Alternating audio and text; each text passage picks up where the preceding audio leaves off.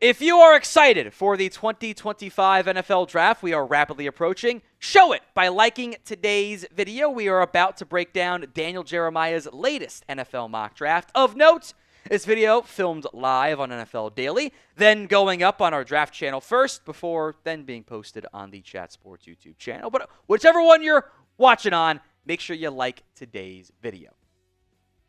Number 1 for Daniel Jeremiah, it is Cam Ward, the quarterback out of Miami to the Tennessee Titans. There's been some growing buzz / almost expectation of Cam Ward going number 1. Trade up is still a possibility, but I and DJ kind of mentions this, I would anticipate seeing Cam Ward go number 1, but which team it is, we'll see. Abdul Carter goes number 2 here. He mentions Carter and a QB in round 2 versus Shedeur Sanders at 2 and edge in the second. But he argues in favor of taking Abdul Carter with the number 2 pick. Of note, the quarterback he may have wanted for the Browns, he then put somewhere else. We'll go back to that in a little bit. The Giants then take Shedeur Sanders at number 3 overall. And he makes, if Carter was there, maybe the Giants changed their mind. But he does have Sanders going number 3. There had been some buzz coming out instantly at the combine of maybe Shedeur falls. But a lot of the quote-unquote insider mock drafts are now kind of back-putting Shedeur at 2 or at 3. The range for Shedeur Sanders is kind of open. Raiders seemingly off the board, having added Geno Smith. But 2, 3, and then it's not there. There could be Aaron Rodgers, a Brady Quinn, probably not Jimmy Clausen, but still one of those style slides. So does Shedeur Sanders go in the top 3 of this year's NFL Draft? It is the pinned comment on today's video. So if the ad comes here on YouTube, take advantage of it. Head down there and let me know. Y for yes, N for no. The Patriots are almost certainly very happy with this outcome. They take Travis Hunter with the number 4 overall pick. He can play some corner. He can play some wide receiver. I think Mike Vrabel knows how to do some two-way stuff himself. He could probably make things work for Travis Hunter. Maybe he gets some more receiver reps, given the Patriots' need there, but I have no real complaints there. The Jags at 5 take Jalon Walker, which I think might have made more sense under their previous GM. DJ pitches him as an off-ball linebacker on early downs, and then puts out a Josh Hines-Allen, Jalon Walker on the outside, Trayvon Walker on the inside, third down package, which is a fun group. Ashton Jeanty goes number 6, in theory to take some pressure off of Geno Smith per DJ. After adding Geno, Jeanty I think is very much in the cards for the Raiders at number 6. Armand Membou out of Missouri. He slots right in there at right tackle. I am actually a huge fan of him. I don't mind him being the first offensive lineman taken. There are very real issues with Will Campbell's length that Membou doesn't have to deal with there. So I actually like the fit there for Membou at 7, opposite Olu Shanu. Carolina at 8 takes Mason Graham. I like the value here. I don't think he's like, a true top 3 defensive tackle like Quinnen Williams was, like player value-wise, but he should go in the top 10. I think he'd be a Christian Wilkins-esque player in the NFL. Number 9, Jihaad Campbell, the linebacker out of Alabama. I think I'm curious how Brandon Staley would deploy him. Is he an off-ball linebacker that blitzes? Do you try him some on the edge? I see like Frankie Luvo in particular with Jihaad Campbell, but I do like him. I think Jalon Walker's more edge. I think Campbell's more off-ball linebacker. I do think Campbell's a better off-ball linebacker. Just maybe not as good as a pass rusher. Bears take Will Campbell at 10, which I find interesting. This would be Campbell is the left tackle, and Campbell's got short arm length. He's under 33 inches, which is a red flag for a lot of teams, and his wingspan's also super short. Sometimes you see guys, like if they have broad shoulders, their wingspans kind of get, expanded. He does not.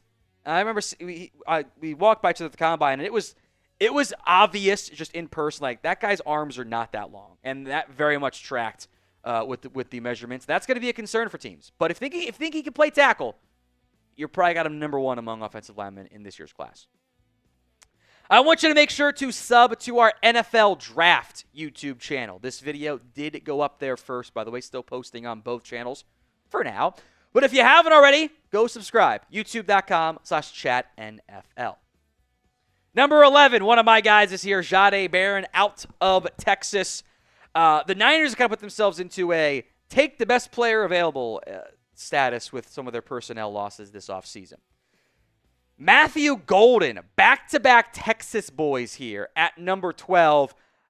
I would take T-Mac. I just think he's a better football player. I always get concerned when, for the most part, going into a combine, everyone had T-Mac as the number one receiver, and there was golden love of potential first-round pick, and then it flips to this guy should actually be the number one receiver. That kind of stuff scares me a little bit. I like Golden. He should go in round one. I think McMillan would be a much better pick for the Cowboys. Not that Golden's a bad pick. Malachi Starks, the Dolphins, or the Georgia safety. Of note, Jeremiah's mock drafts are predictive, not what he thinks. He says that the further he gets into this, the more teams he finds that are in love with Malachi Starks. Which I got a first-round grade on, so I'm going to call that one a win for me. Tyler Warren out of Penn State, the tight end. I think this if he gets to 14, I think his range is kind of like 7 to 14. I think it's a no-brainer for Indy. Plug him in and give the quarterback, whoever that ends up being, an option. Will Johnson, I kind of think teams are overthinking this a little bit here. I think he's great. I saw him start at a high level for 3 years. Had some issues in 2024. I think mostly just trying to do too much, to be too much of a gambler. But he's got big corner, ball skills, and I don't think he's that slow. So I think he should go, minimum should go top 15. We'll get to the Cardinals pick, but first, you guys can get a Marvin Harrison jersey, now available on Fanatics. Plus, of course, all the other players and teams that are out there, the new free agent options, they are available. Go to chatsports.com/NFL jersey to get yours today. That's chatsports.com/NFL jersey. Link will be in the comments section and the description of today's show. Go get yours today. A surprise at 16 here. Gray Zabel with DJ saying several teams in this range will target him in the draft. It's definitely been a big pre-draft riser. Man, 16 over Tyler Booker, by the way, is shocking. We'll spend some more time on Booker later on. Bengals take Mike Green at 17. As long as you trust the person, this is a no-brainer. The Bengals badly need pass rush help. I am a little surprised to see Colston Loveland going 18 to Seattle. I think JSN, who can do inside-outside stuff. Cooper Kupp can do inside-outside stuff, but does more on the inside. And then a big slot tight end weapon. I actually don't love that fit for Seattle. And given their interior offensive line needs, I know they don't value that early, but this is the right range for Loveland. I just don't love the pick at 18, but DJ said this was a value pick. Number 19, Donovan Ezeraku, who does have the production that the Bucs have historically preferred. I haven't seen him in a ton of round one mock drafts. I had him in my most recent one. I like that quite a bit. Marion Hampton, number 20 out of North Carolina. You get Evan Ingram, now you get your number one back. And I think this is the general range to keep an eye out for Marion Hampton, too. Number 21 is Jaxson Dart out of Ole Miss. I genuinely do not understand the round one buzz for Jaxson Dart. You want to take him in, I think he's a better player, but in the Matt Corral range, yes, I'm down. But a quarterback who, when he had to do real offense stuff and not just schemed up Lane Kiffin deep shots and vertical stuff and easy stuff, when he had to go execute a normal drop back offense, it really wasn't actually good.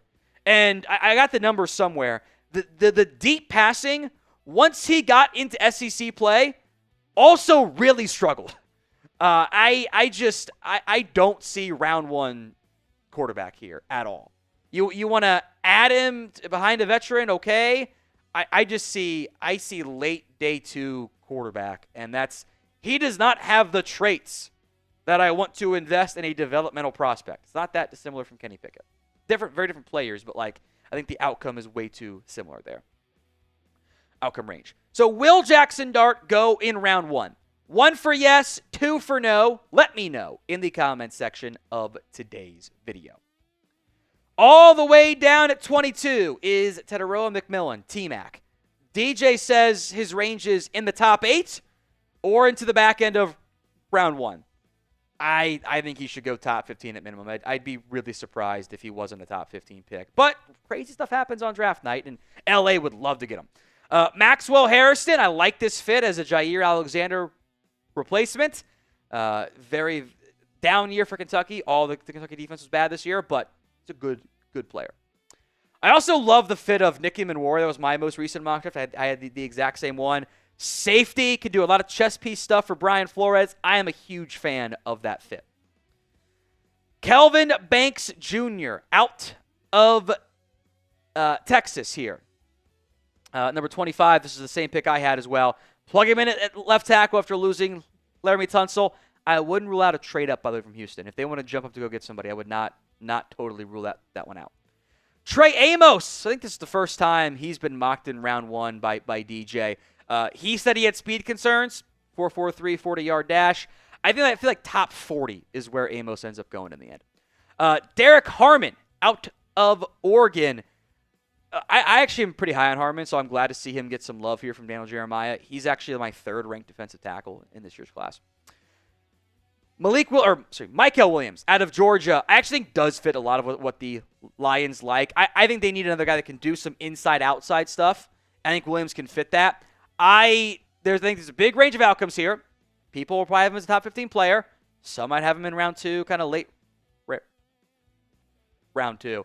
But I think he does fit in Detroit.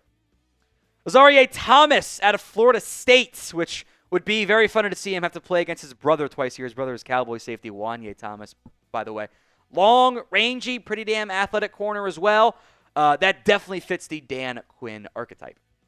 The Bills, I love this pick. Kenneth Grant, 30. Pair him with Ed Oliver, long term. I'm a huge fan.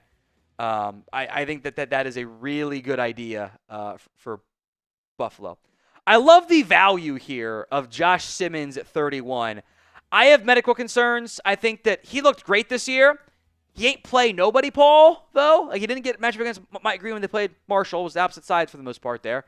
But I do like what I saw out of Josh Simmons this year.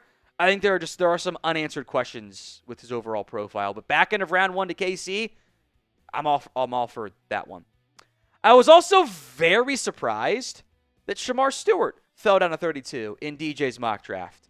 Given that even pre-combine, he had Shamar Stewart higher. I'm pretty sure I need to probably double check that, but pretty sure he had him higher than some previous editions of what he had listed in there. I think this is how he did it again, all over again. How he did it again. He gets Shamar Stewart at 32 overall. Gets to pair him as a long-term edge. You can be patient while he develops. I think that'd be a strong pick by Philadelphia at 32. I've got concerns with the production, but at 32, yeah, I'm down. Who did Daniel Jeremiah leave out of his 2025 NFL mock draft? So, little names I want to discuss. Let me know who they are in the comments of today's show. Some wide receivers that didn't go in round 1. Emeka Ibuka's kind of been in a late round 1 draft stage, but DJ had 2 receivers, so that's probably a factor. I don't know why teams are pushing down Luther Burden. The production wasn't as good this year as it was last year. His quarterback stunk.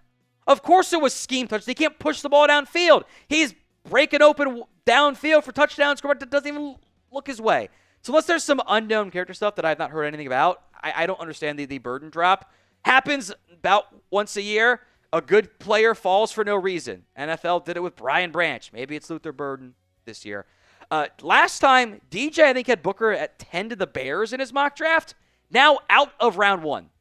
Seems noteworthy. Walter Nolan, who's got...